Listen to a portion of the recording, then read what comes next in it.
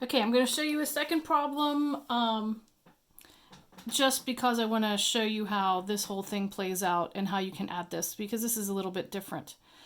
Before I go through that, I want to point out that this would be 3 times calcium, and then similar to above, 2 times phosphorus and 8 times oxygen to get your molar mass for your total.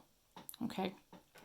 All right, so for this one, it's a little strange because we have this functional group, carboxyl group right here. And over here we have an ethane group or an ethyl group.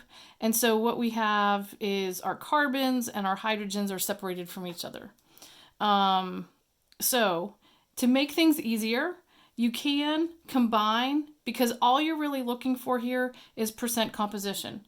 It doesn't matter what part of the molecule it's coming from, so we can put those together. So in other words, we can combine the carbons, so we end up with 3 carbons. We can combine the hydrogens, so we end up with 6 of those. And then we can even combine these 2 oxygen. All right, and they're separated because one is a double bonded oxygen and the other one is singly bonded and then to the hydrogen. So to make that simple, again, we can play it out like this: 3 carbon, 6 hydrogen, and 2 oxygen. And then I'm just going to plug in my numbers, these straight from the periodic table. And I'm just realizing I should have grams per mole in each of those. And then this answer should be grams per mole. Okay, so this is then like your total possible score. So we are going to now look at the percent composition of each of these.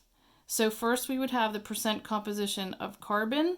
And so if I take 3 times its atomic mass, I get 36.033.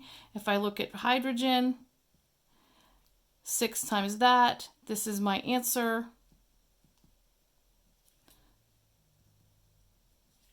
And then if I take 2 times my mass of oxygen, that's my answer.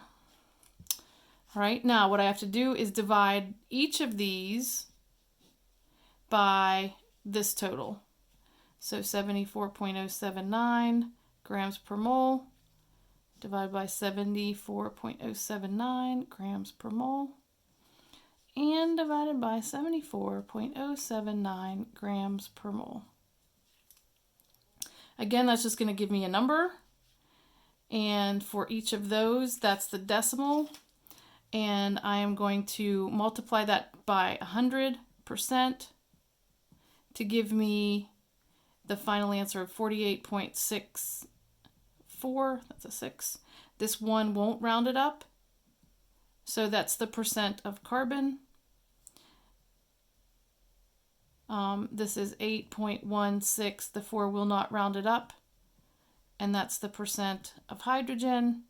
And finally, times that, times 100% for this one, we have 43.19. And again, the 4 does not round it up.